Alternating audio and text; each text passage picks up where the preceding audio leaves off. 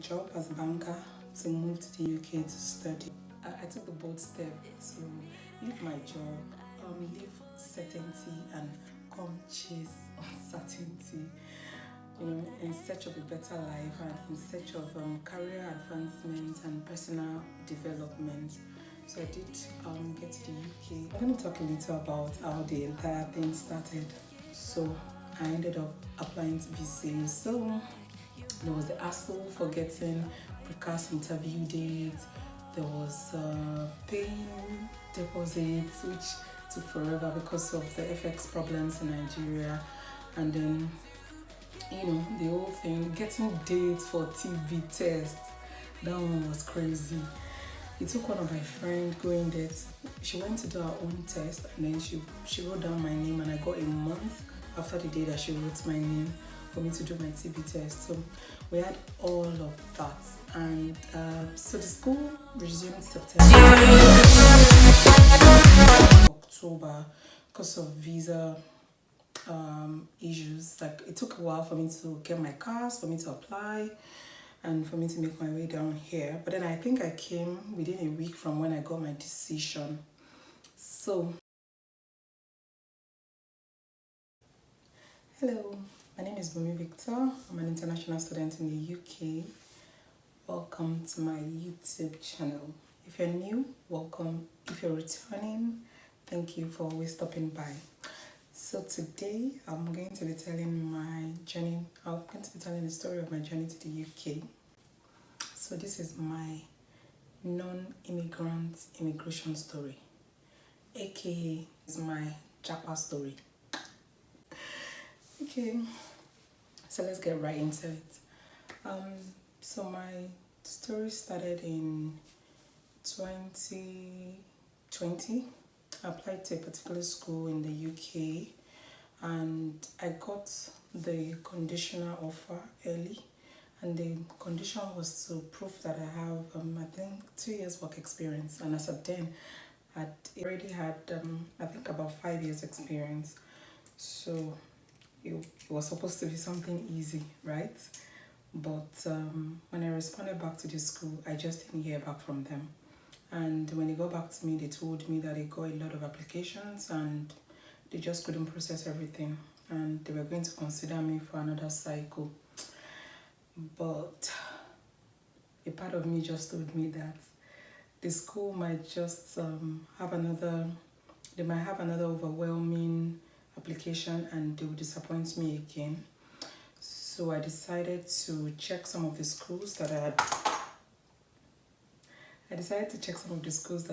had seen before, and BCU was part of the school. I'd seen BCU earlier. I loved the infrastructure. The school has beautiful buildings, and the curriculum was also fantastic. But what made me draw back from applying to BCU was because the tuition was a bit high. I'd seen 17,500 per year. My course was going to be for 2 years. I'd seen 17,500 per year, and that would be about £35,000. Like, I can't afford this. So in November, I reached out to the Nigerian rep just to find out if that's the tuition. And then she went ahead to tell me that the 17,500 was going to be for the entire thing. So she encouraged me to apply, but as at then, it was a bit late, and I knew I might not get it. So when the school didn't get back to me, I didn't even feel any type of way. So in February, they reached out to me to say that they were going to consider me for September 2021 intake, and I just told them to go ahead. And I think in March, I already had my offer. But at then, I wasn't certain if I wanted to come to the UK. I had other options that I was trying to explore, and I was weighing my option. So I think it was around the middle of the year that I figured that I was going to be coming to the UK.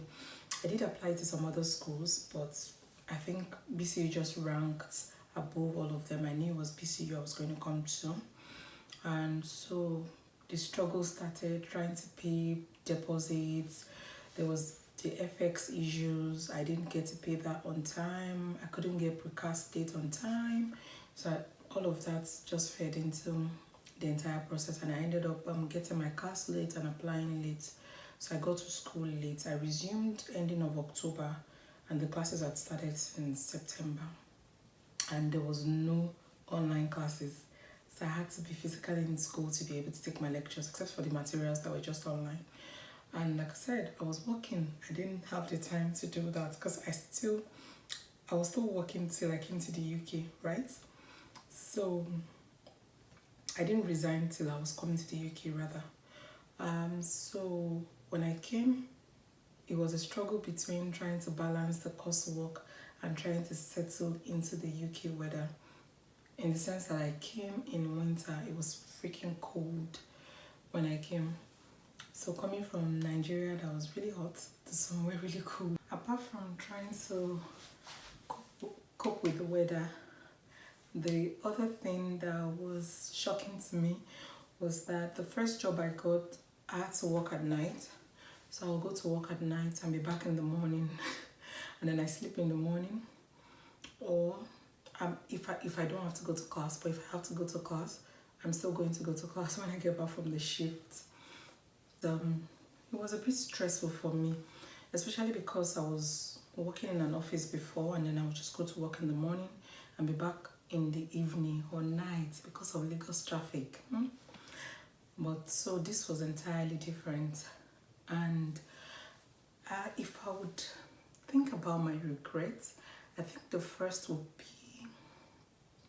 not starting out on time, because I feel like if I had come earlier when I was younger, it would have been a bit more easier, in the sense that I feel like when I was younger, I was much more malleable. It was easy for me to blend into things, learn things fast, and my surviving it was just easier to blend into things. And I probably wouldn't have been exposed to a different kind of life. I was already like in the working class in Nigeria, and then now I came to the student part of it, and it was a bit hard to balance and also to embody the new phase that I had, right? The other thing that would be a regret for me was not resuming early, but I think I already touched on that. It wasn't like there wasn't anything I could do. Another regret would be that I think I wasn't fully prepared before coming. Even though a part of me sort of feels like you can never be fully prepared, you would always still be surprised. But I wish that if I was giving an advice to myself that was planning to come then, I would tell myself to dot my I's and cross my T's, because that would have helped me if I had a better plan. It was like there were some things that I knew I wanted to wing, and I just came in with the mindset that I was definitely going to wing it. So I wish I was a bit prepared. Pretty light skin, pretty dark skin. I see African written in your DNA. Hella chocolate melanin from the Okay, so like the interesting parts, the parts that worked fine, I would say the job part, knowing that whatever you get employed for is what you get paid for, and whatever time you put into work is the money that you're going to get out of work. So for example, if you get employed to work for say 5 hours, no one expects you to work more than that. Once it's your closing time, you're allowed to just up and leave. And your break, you're entitled to your break is like your right. No one would say, oh, there's a lot of work on ground, so you have to stay back instead of going on your break, like you have to forfeit your break to work. So that part. The other part would be the fact that you can sort of plan your journey before you even set out of the house. So you could check bus times, your bus stops, so you can sort of predict when you're going to get somewhere, and that sort of helps you to plan your time, and then you know when to leave the house. You'll most likely not just be standing at the stop randomly waiting, except that's what you want to do, but you have the opportunity of checking before you leave your house to know what time you need to be where, and where exactly you need to be, if that makes sense. Then I think another part would be the freedom that comes with schooling itself. No one is going to sort of micromanage you. Yes, there's attendance, and if you're late to a particular time, your attendance doesn't count. But other than that, nobody checks you to say, oh, why are you just coming now, or oh, get out of my class, you're late, or you can't leave my class. So if you need, you're treated like adults. So if you decide not to be in class, that's your own cup of tea. So no one is going to micromanage you to say, well, why you know, except that for international students, they actually they monitor attendance. That's part of the things that they report to the home office. But other than that, no one would police you or say you can't step out. So, because obviously there are times that you are not even stepping out because you want to start class or you want to leave class. It's probably because you need to maybe attend to something, you need to take a call briefly, or you just woke up late and you're late to class. So that's too. And I sort of like the fact that for my course, it was mainly coursework, which is more like assignments. But then it takes a long time because you keep working on it until the time you're ready to submit, right? Unlike me, if it was an exam and then you sit in class and write. So I sort of like the fact that it was coursework. It helps you to gather your thoughts together and maybe get help. And by get help, I mean like be in the library, check for books. And another thing, the library, you don't have to be physically present in the library. You can check online. Most of the books have online versions. So if there's a particular book that I really want to use and it's not available online, that's when you would see me in the library. Try to use it. And while I'm still on the library, PCU's library is like 247. So the library opens round the clock. So you can be in the library from any time. So I think there was a particular course I did, a coursework, that I was actually in the library overnight. I stayed till the next day to just work. And well lit, there's book, there's security, there is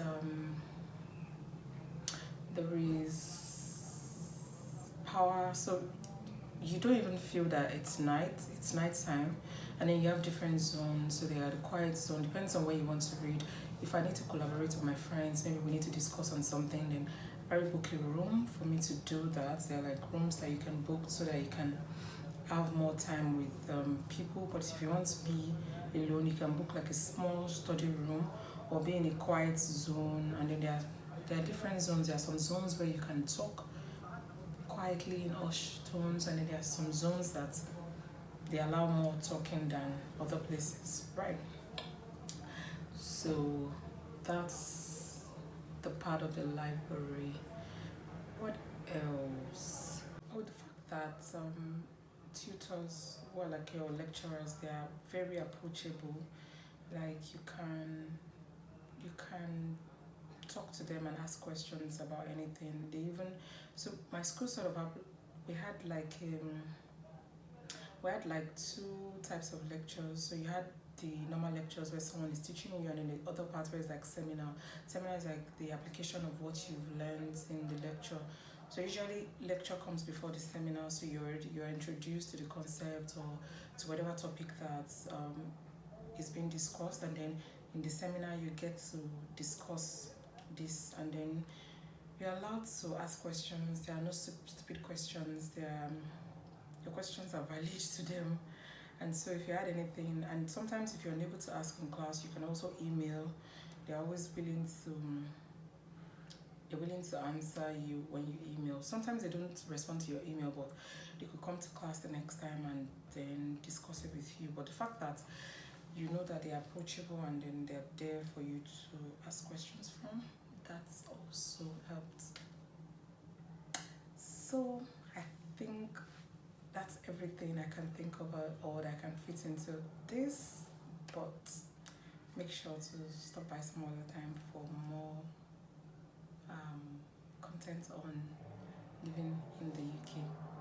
Thank you.